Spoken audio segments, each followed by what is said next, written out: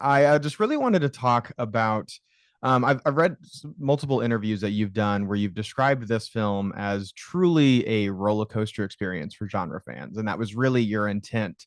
But also, in addition to that, potentially, if they want to stick around for the conversation, having things in the movie that may spark said conversation and things that are dealing with real world horrors and things that are actually happening in our nation. Do you think that horror as a genre is particularly equipped to do both of those things, offer this sort of roller coaster experience, but also have some of those complicated and nuanced conversations? And if so, why? Wow, what a great question. Let's unpack it together. I don't have a big thought out answer ready for you. So I'm going to do a little like verbal exploration here of what you just said. Obviously it's true, right? I think that horror has been a mechanism for social commentary since it began. There's all sorts of commentary that existed around Frankenstein and Dracula and those early things. Bride of Frankenstein is about homosexuality in America, and Rosemary's Baby, is about. I don't even want to obviously, we know what that's about. Get Out. What a brilliant conversation starter. But what I think is what's great about horror is it doesn't take itself tremendously seriously, I hope, but B, it's the first agenda of horror is fun and a visceral emotion, so that you don't feel like you're having the agenda, for lack of a better word, shoved down your throat. That's the most important thing. It's for Barbarian, I can tell you for certain, my prime directive is to make you have fun and scare you and laugh, hopefully. And then below that, yes, there's a conversation to be had. I'm just kind of parroting your question, I realize. But dude, I don't know, man. I'm kind of out on an island here. I've just talked myself into a circle, but it does seem to work. And fuck me. Let's leave it at that. Let's just say, yeah, it always has worked. I just feel like it's a good backdoor. It's like a Trojan horse to get these ideas out there. You know what I mean? Yeah. You sign up for the thrills, and then you're also presented with something a little meaty. It's Mark Duplass. I worked on this documentary series called Sasquatch with him. And as we were kind of getting it all ready to go out to the world, he was just like, I like shows like this because it's like Doritos and your vegetables wrapped up in one. You think you're eating Doritos, but then we sneak in some broccoli every now and again. And I feel like that's kind of what we're trying to do with this movie. Yeah, a little sugar helps the medicine go down. There you go. That's a better way to say it. What am I doing? Doritos and broccoli. Mary Poppins said it best. There it is. That would have been a different song. Doritos and broccoli helps the medicine go down. Yeah. But I really feel like one of the contributing factors to make this movie such a roller coaster is watching this character that you almost immediately empathize with. And Sure. So often you have a knack of putting them in such horrible situations, but a lot of these situations that they're put in are because of their own decisions and because of their own heart, not out of idiocy or them being too naive of what's going on. They're fully aware of the danger that they're putting themselves in, but they are because of who they are as a character, and I mean that literally. In your mind as a writer, how do you go about crafting a character who the audience can still emotionally engage with, but also see them put themselves in these situations where you're just screaming at them no, don't go down that door, don't go down that hallway? I mean, for the character Tess, that's just me. I just wrote her as me. How would I handle this? And she does call 911. She does do all the things. She does take the photo of his driver's license and lock the doors and all that. That's what I would do. I just want to treat her with the same intelligence that I would expect of myself. And I feel like an audience can watch a horror movie where a character makes decisions that they don't agree with. You can still be on board if a character is doing something you disagree with, but if they do something that you don't believe that they would do, then you lose the audience. Does that make sense? Totally. So I just knew this is who Tess is. Tess would go down this dark staircase if she thought this guy had fallen down the stairs and broken his leg and he was right. She doesn't know she's in a horror movie. I can understand how she would step down those stairs. I don't think it's advisable. I think I would tell her not to if I was, there, but I believe that she would. You know what I mean? So it is a delicate line, and often, horror movies fall one side or the other. Eventually every horror movie's character has to go into the darkness. So Exactly. it's heavy lifting to earn that. I hope I pulled it off. We will see what people think, but it's funny because I watched the trailer and like so many of the comments are like, "Okay, she's stupid. I would never go down there," and I'm like, "Okay, I know you wouldn't, but she would." Well, That's I the think you difference. also do a great job of teeing it up to where you establish her as an intelligent character, and you have that great mirror sequence where it's like, Mhm. no, she's smart. She knows that she's in this dangerous situation, and it's more because she's a good person and she wants to help her friend. It's Yeah, not she's like, oh, what could be down here? I feel like she knows that it's probably bad news. yeah, yeah. Yeah. You've also said in interviews that this movie was a result of kind of a late night garage, almost sort of kind of like writing exercise in the Well, very garage that this interview is in. this is the garage. Here's Um, my um, washer and dryer. And, yeah. and you also said that you didn't start writing this movie with like theatrical ambitions in mind.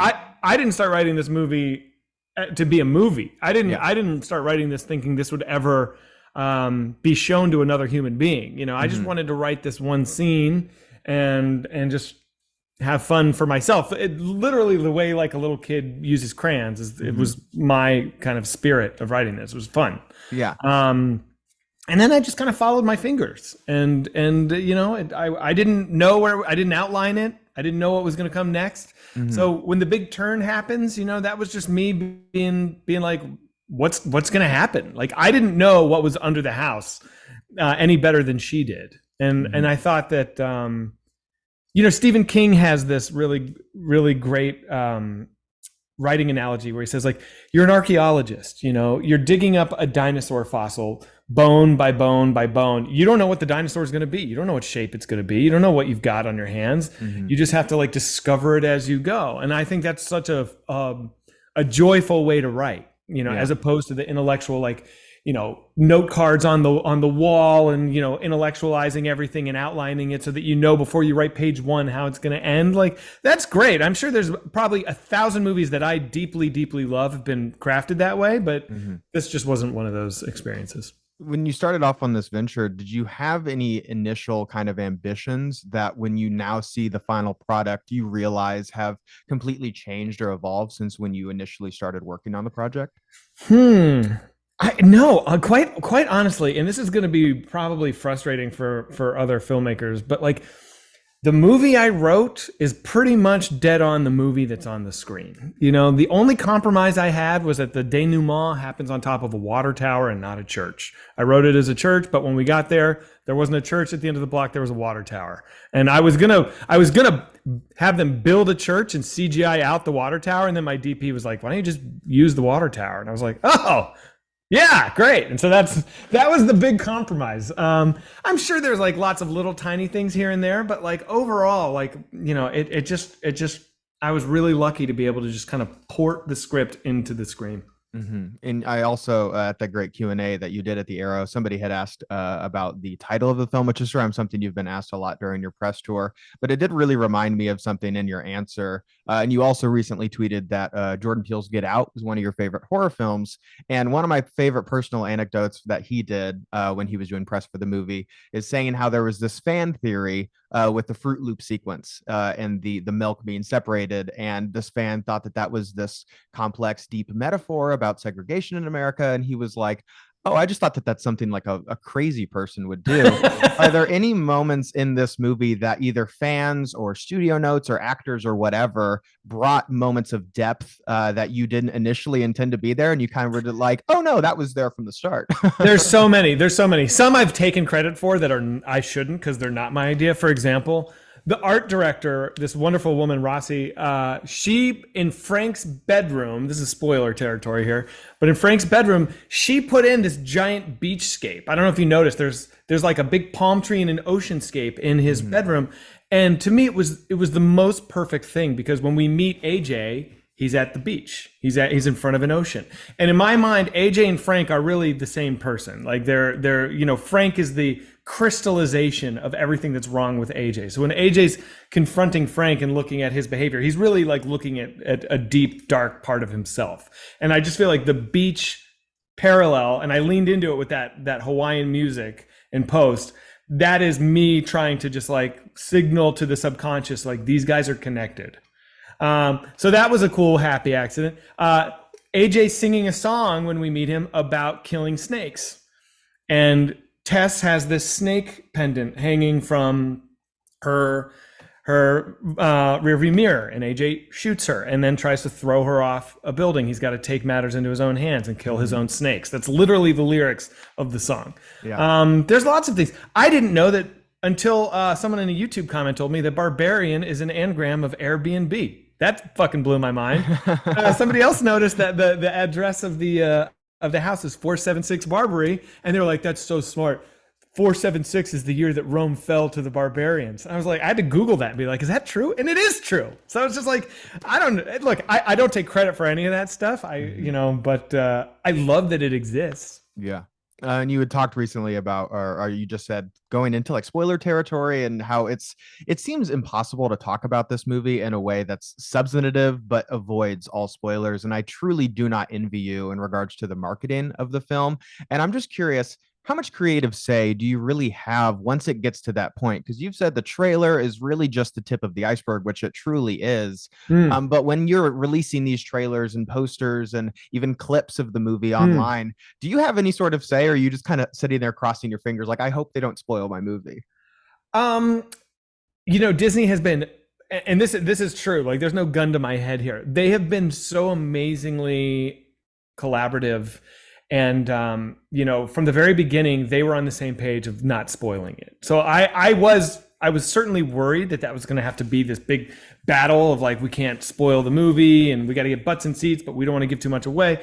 They got it from the beginning. And like, they definitely took my input. But to be frank, like the trailer that I would have cut for this movie was going to be way worse than the trailer that they cut for the movie. And they showed it to me. And there were little things I might have tweaked here and there, but like, that's the trailer they made, and I fucking love it. So I have been blessed in the marketing process of this with just like people who know what they're doing. All I have to do is just like, say thank you, and it's been great. So yeah, like they took the ball and ran with it in a way that is perfectly in line with what I hoped we would do.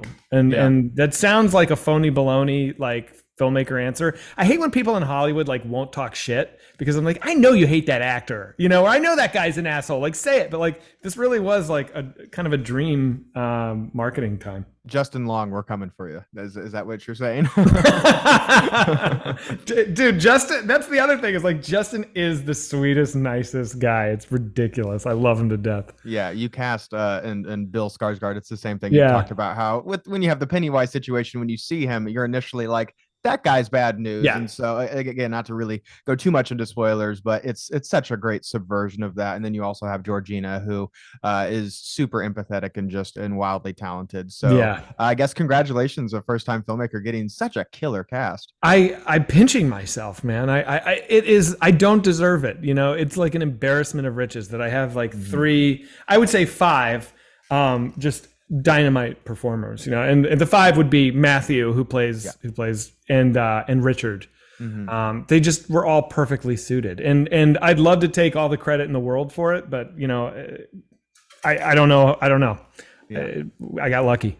Yeah, and you had also talked about a big inspiration for this movie was Audition, which is a really terrific film. If any fans haven't seen that movie, please go seek it out. But I was wondering, what specific elements of Audition did you watch as a fan, or even back 20 years ago, or only getting up to 30 years ago, and be really inspired creatively by that? I mean, when I saw it in I must have seen it. It came out in '99. I probably watched it in 2000, and I remember being truly, truly shocked by that movie. In a way, I don't think any other movie had actually like kind of traumatized me. And it was lost at the time. I think I was 19, and so I didn't really understand like the parable of that movie until I watched it as an adult later on. But to me, there's 2 reasons that I think Audition is like the spiritual ancestor of Barbarian. First and foremost, it's a film about male privilege and about sexual misbehavior, and that's the theme that it's playing with, and that's what Barbarian is playing with. Also, it completely disobeys structural archetypes in a way that is really fresh and exciting. Like the movie you think you're watching when you start audition is not the movie that you're watching when it ends. It is tricking you, and Barbarian is aspiring to that. So I just felt like it's a very punk rock, very like radical movie, and so I wanted to try my hand at that. I can't believe I got Disney to release Not only that, but it's literally like in the UK going to be on Disney Plus, which is hilarious to me. It's insane. It's insane. So you can watch Moana, you can watch Barbarian.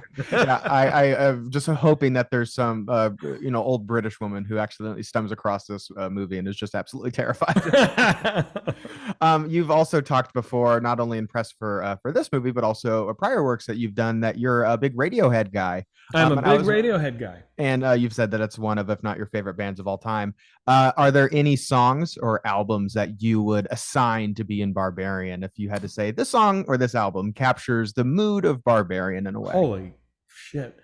No, I don't think so. I feel like Radiohead exists on a completely separate plane than this movie does. So no, I'm not gonna pull them down to my level. Yeah. Yeah. Are there any songs or artists that you listen to during the writing process? I'm always fascinated about like when you sit down to actually write, what's the vibe like? When I sit down, I wrote Barbarian. I don't do this for everything, but I wrote Barbarian in this room at night, and I've got these colored lamps, which I guess you can't see, that I've got like that little app on my phone that changes the light in here. So I turn it like deep red or red and green or something, some creepy low light thing. And I made a playlist on Spotify, which is public. Anyone can go and listen to it. That's called Right to This Now.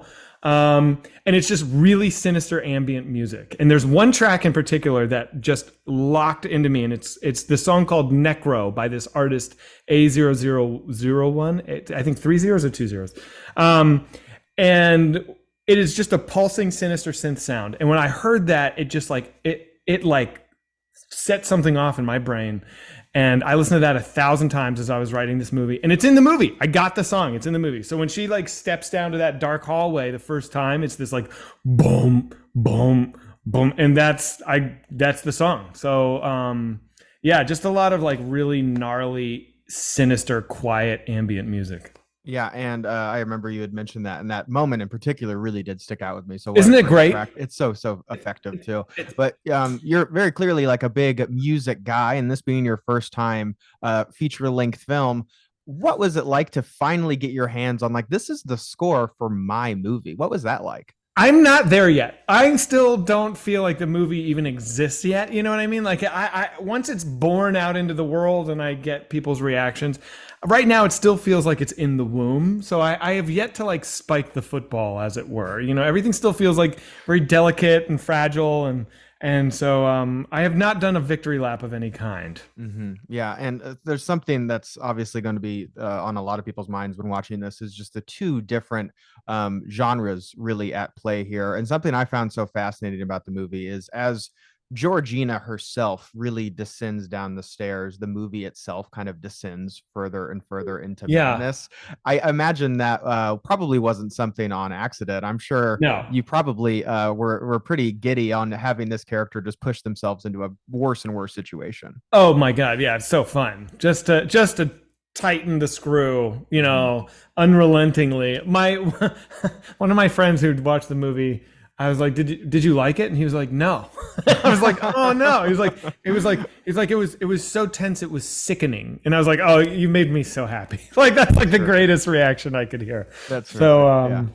I mean, he did like the movie a lot, but I think he had a really hard time. He's not a horror guy, so yeah. But the idea that I could stress someone out to the point of them feeling sickened is like a major win for me. Yeah, and something especially sick in the movie is the character of the mother, who the design of which is really just something to behold for sure. What was the character that you wrote down on the page the same one that translated? You talked about that obviously before, but did this character look differently at times, or did they kind of just come out in this one singular vision? This is what I wanted it to look like, a gigantic, powerful, alabaster naked woman with long black tangled hair. I got it like Saturn devouring its son, I believe. That painting? Yeah. Oh, yeah. And then there's like the Beowulf. There was a Beowulf children's book that I had where Grendel's mother is depicted in this like Mm-hmm. ink drawing of just this. It's the mother. It looks exactly like the mother, and that's what I showed to my team to be like, this is what we're doing. I think I'd originally like designed the face in not quite as severe of a way. So like we had a bust of Matthew's head, and I was adding some prosthetics to it, and I did it very mildly because I wanted it to look real. I didn't want it to be a creature. It's very important to me that the mother is seen as a human being. Like she's real. She's, in my mind, one of the most empathetic characters in the movie. And so to make her this like gnarly, grotesque, would be a disservice to her. So I think, my first pass, I didn't go far enough, and she just looked like a nice person because Matthew has a very kind face. So I did have to kind of crank that up a little bit right before production. Mm-hmm. But I'm glad that I did, because it's more effective. But yeah, that was a clear visual in my head from the writing of what she would look like, and that's kind of what she is. Yeah, obviously the mother inspired by different things, but I'm wondering, Frank, arguably the barbarian of the movie, was he inspired by any real life killers or serial killers, or were you just like, I'm going to make the worst person, the most despicable person I possibly can? Yeah, so there's a guy, I believe in Austria, who is very similar, has a dungeon and kept a lot of people in it. There's a guy in Ohio that did similar stuff. I honestly, I'm not so interested in Frank. He's a device to have built the world that these characters are inhabiting, but I didn't do a ton of research into like the techniques and the mentality of serial killers. To me are not like endlessly fascinating. Mm-hmm. So he's there. He's a plot device and he's a mirror to AJ, but I didn't spend a ton of time getting into the weeds on like what makes Frank tick. Yeah, that's interesting to hear you say that because like just societally, a lot of people seem to be really into the true crime thing. And I true crime am podcasts and stuff. Yeah, I love Last Podcast on the Left and all that stuff and Morbid and I like true crime, but this was a different thing. Yeah, of course. Yeah. And you've obviously had a big history in comedy, especially. And obviously, we've already talked about Jordan Peele having his own history in comedy. And I'm so thrilled to see that be a trend nowadays because I'm always so fascinated between the line between comedy and horror because it's absolutely way thinner than most people would think it is. It is. And so I'm so happy that so many talented comedians out there are really getting their chance to take a crack at something like this. And it proves to be a pretty successful, streak so far. Pretty good. Thank you. Average. Thank you. Yeah. Thanks. Yeah. When you're thinking about what you want to work on next, are you trying to lean more into the horror, the comedic route, or are you just going to see where the wind takes you? I'll see where the wind takes me. It's funny. I've had a couple of things that are kind of like on my table. Not necessarily like pick any movie you want to do, but some are very funny. Some are I'm writing two things right now. One is another like horror movie, and it is so much weirder than Barbarian. So like, I don't know what's going to happen with that. I don't know if I'll be able to pull it off or not, but I'm also writing a thriller. I'm looking at a sci-fi script right now that I really love. That's very funny. So I have no idea what I'm going to do next. I wish I did, but I don't. Yeah, well, the thing that's no doubt going to be coming next on your list is actually the official release of Barbarian, which comes out on September 9th. I'm curious, what is your personal release strategy going to be? Are you hunkering down, turning off the phone and just going in another way? Or are you confident that people are really going to love the movie that you delivered?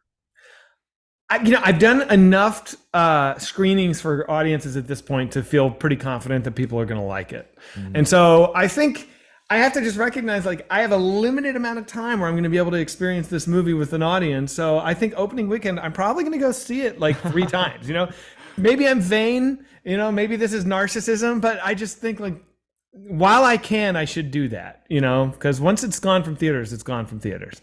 Yeah. So yeah, I'm going to go see it and I'm listening to people experience it is really exquisite for me. So I'm going to drink it in as much as I can. Yeah, the screening at Arrow that I talked about for Beyond Fest was probably one of my favorite movie-going experiences of the year because it truly is a roller coaster and being able to be surrounded by a packed crowd, not just of movie fans, but genre fans. Yeah. This is one of those movies. When I reviewed it on TikTok, I was like, if you're a genre fan, you really owe it yourself to see Barbarian, because it's a sight to behold for sure. Thank you so much, man. Thank you. Yeah. Any last notes about the film or anything that you want to share for fans to maybe give them that last nudge to go see the movie? The only thing, well, if you've listened to this whole interview and you're on the fence about seeing the movie, it's been spoiled. So that's too bad. So what I would normally say is, like, the trailer does not tell you the whole picture. You know, the trailer is the tip of the iceberg. I promise you'll be surprised. I promise you it'll be fun. Like, go take a roller coaster ride. Better to go on a roller coaster in a theme park than watch a roller coaster on your phone. You know, go experience it for yourself. But we've gone past the line where that would be appropriate. So let's. That's true. Yeah, Well, I'll leave it at that. Zach, thank you so much for speaking with me. It really was a pleasure. And yes, genre fans, if you've sat through the interview, sorry that you've been spoiled, but yeah, do it to you owe it to yourself to go check out Barbarian. It's a lot of fun. Thank you so much for having me, man. It was a pleasure speaking with you. Of course. Yep. And good luck on the rest of your press tour. I'm sure this is going to be quite an adventure for you, buddy. It's a blast. It's a blast.